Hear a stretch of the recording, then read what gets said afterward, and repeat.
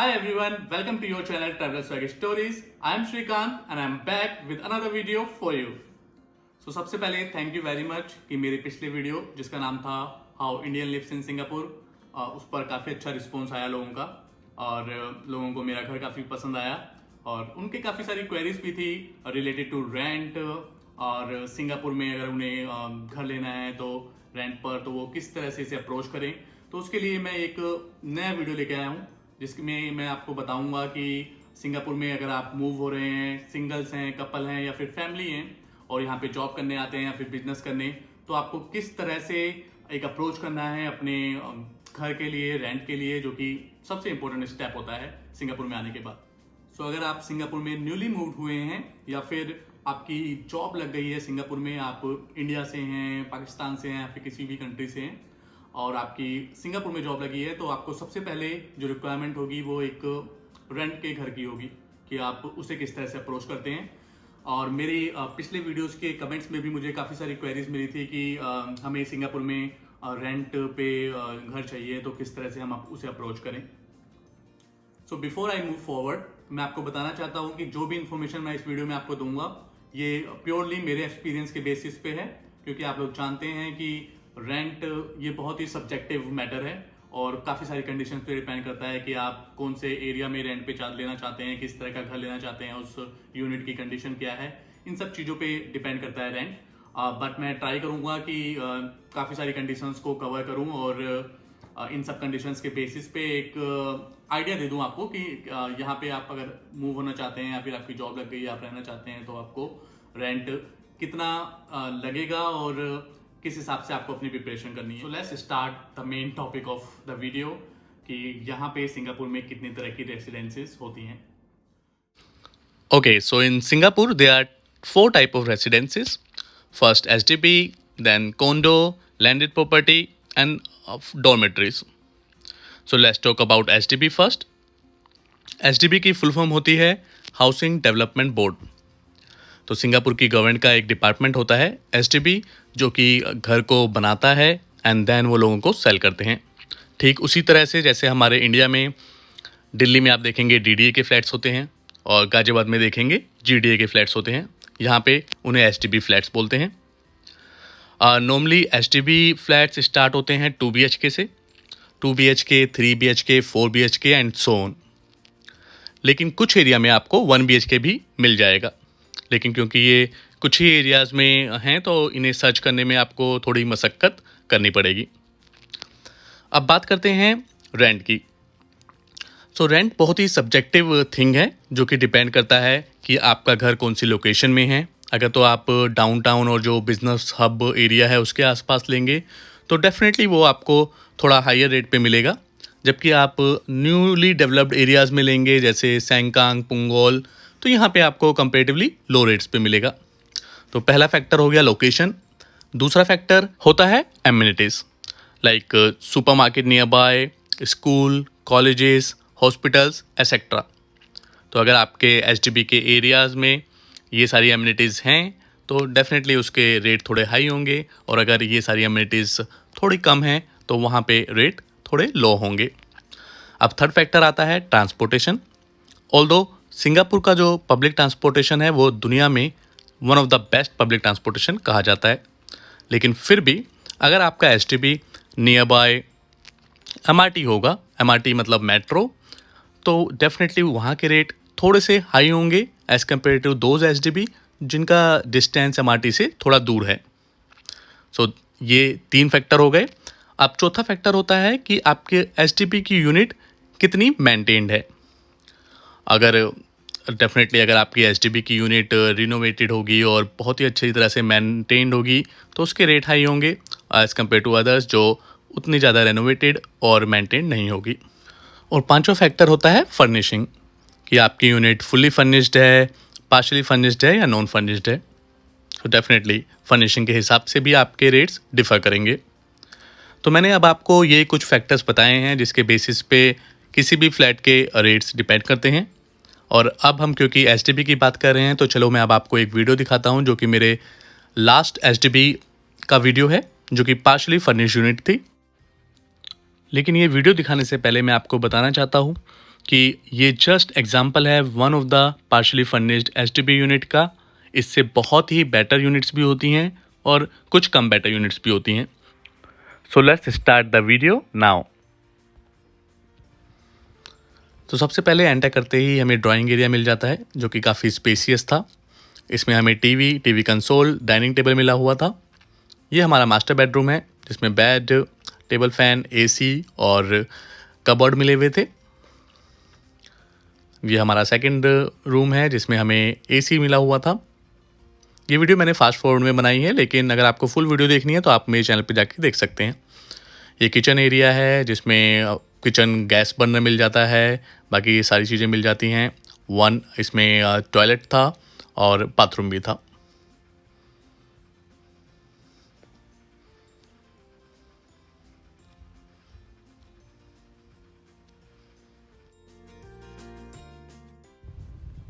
Now let's move to the another type of residences जो हैं condo या फिर condominium. So condo normally private builder द्वारा बनाए हुए सोसाइटी अपार्टमेंट्स होते हैं जो कि एक कवर्ड एरिया में बनते हैं। यहाँ पे आपको गेट पे सिक्योरिटी गार्ड मिल जाता है। इसके साथ साथ बहुत सारी एमिनिटीज़ मिल जाती हैं like swimming pool, gym area, sports के लिए badminton court, tennis court, squash court और डाइनिंग एरिया मिल जाता है आपको। इसके साथ साथ कुछ कोंडो में पार्टी हॉल होते हैं, मीटिंग रूम्स होते हैं, etcetera. So depend on the type of condo which you are renting, आपको इसमें डिफरेंट तरह की एमिनिटीज़ मिल जाती हैं। बट इन सारी एमिनिटीज़ के साथ साथ इनका रेंट भी as compare to STB high होता है। So depend on your requirement आप एसटीबी या फिर कोंडो चूज़ कर सकते हैं। तो अगर आपका बजट थोड़ा लिमिटेड है तो आप शुरू में एसटीबी में घर देख सकते हैं। वो घर भी काफ़ी अच्छे और काफ़ी कंफर्ट होते हैं। लेकिन अगर आपकी जो रिक्वायरमेंट है वो थोड़ी कंफर्ट टाइप है और बजट आपका इशू नहीं है तो डेफिनेटली आप कोंडो में जा सकते हैं। वहाँ की different amenities, gym, swimming pool, इन सब का लुत्फ़ उठा सकते हैं। नाउ कोंडो भी अब काफ़ी डिफरेंट टाइप के होते हैं। कुछ एक सिंपल अपार्टमेंट होते हैं, कुछ में थोड़ी कम एमिनिटीज़ होती हैं, कुछ में थोड़ी ज़्यादा एमिनिटीज़ होती हैं। उस हिसाब से हमने कोंडो को भी डिफरेंट टाइप्स में डिवाइड किया हुआ है। लेकिन इस वीडियो में मैं उस डिटेलिंग में नहीं जाऊंगा, अदरवाइज़ मेरी वीडियो बहुत ही लंबी हो जाएगी। और ये वीडियो सिर्फ एक बेसिक आइडिया देने के लिए है उन लोगों को जो सिंगापुर में मूव करने की सोच रहे हैं या फिर ऑलरेडी सिंगापुर में मूव कर चुके हैं। हम लोग भी अभी एक कोंडो में रहते हैं और इसका वीडियो मैंने अपने ही चैनल पे डाल रखा है। अगर अभी तक आपने वो वीडियो नहीं देखा है तो मैं आपको रिकमेंड करूँगा कि आप मेरे चैनल पे जाएं और वो वीडियो देखें। इसका लिंक मैं डिस्क्रिप्शन में भी डाल दूँगा। उससे आपको एक आइडिया लग जाएगा कि कोंडो दिखने में किस तरह से होते हैं। Now let's move to the another type of residences जो कि है लैंडेड प्रॉपर्टी।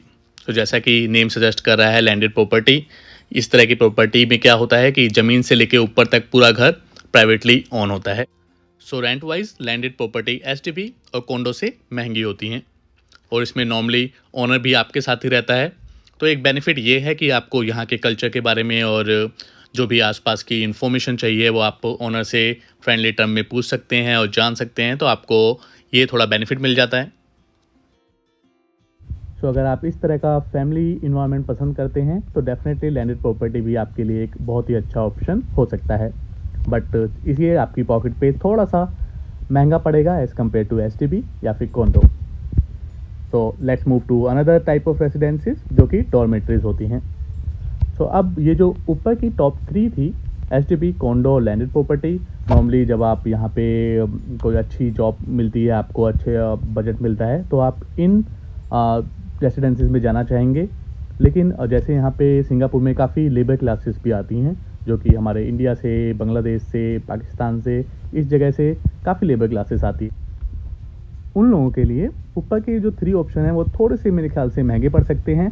तो इसके लिए सिंगापुर में डॉर्मेट्रीज भी हैं जहाँ पे एक ही डॉर्मेट्री में काफ़ी सारे लोग एक साथ रहते हैं और ये पॉकेट फ्रेंडली होता है, बहुत ही चीप होता है और इसमें आपको रहने, खाने, बाकी सारी चीज़ों की सुविधाएं मिल जाती हैं।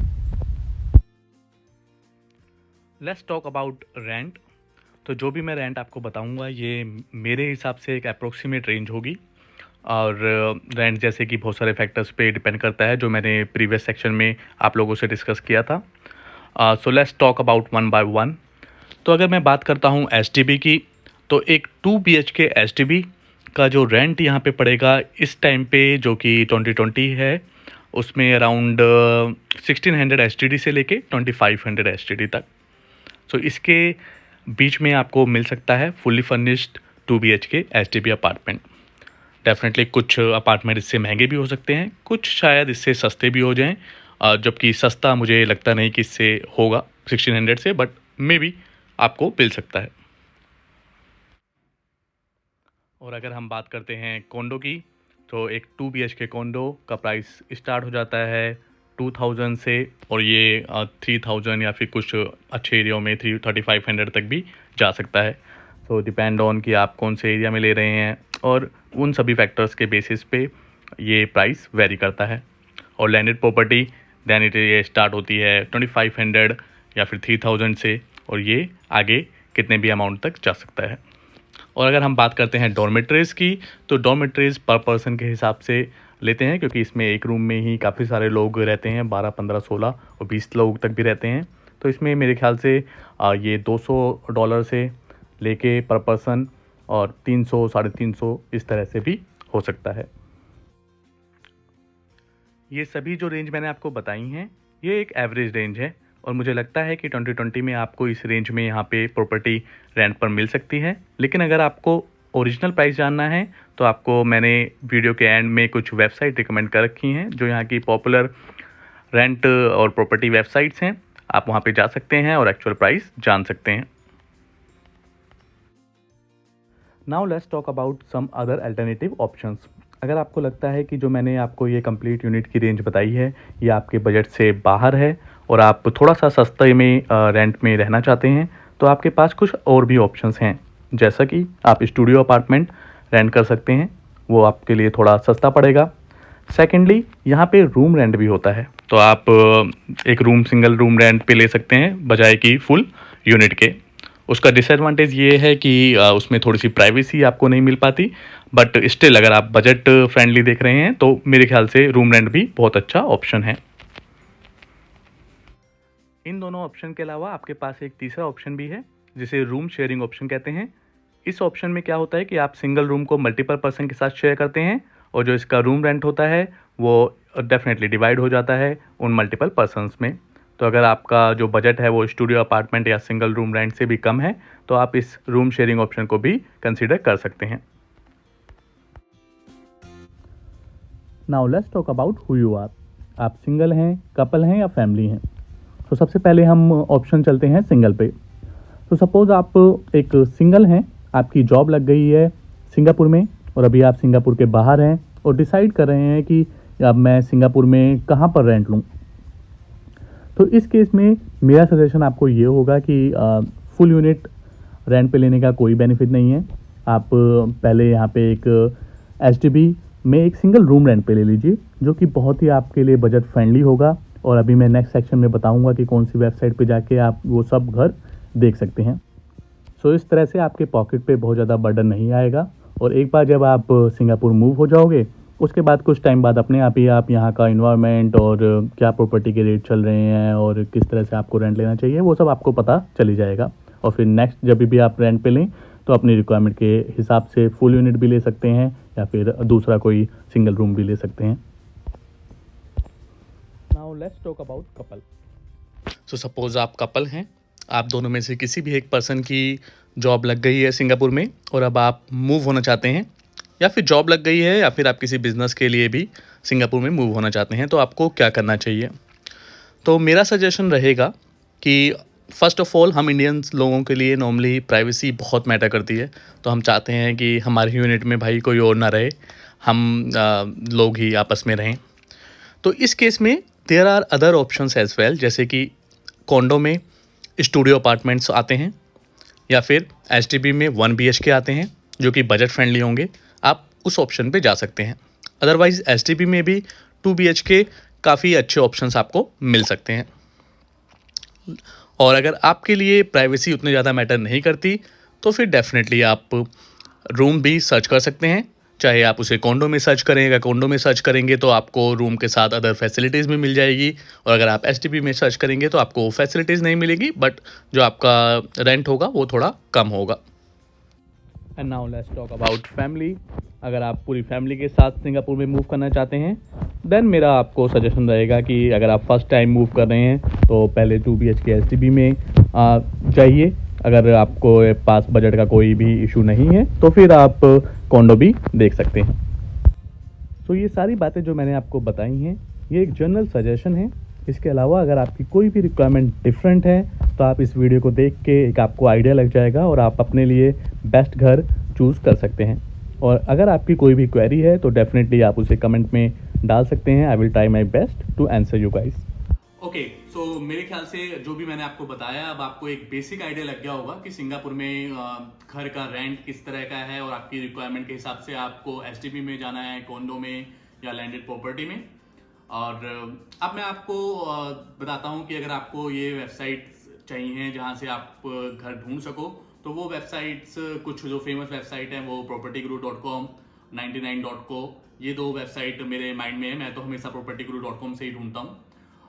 तो इस वेबसाइट पे आप जा सकते हो. मैं नीचे इसमें अपने डिस्क्रिप्शन में लिंक भी डाल दूंगा तो आप वहाँ पे चेक कर लो. अगर आपको फिर भी कोई इशू है तो आप मुझे कमेंट कर सकते हैं और मैं डेफिनेटली उसको रिप्लाई करूँगा.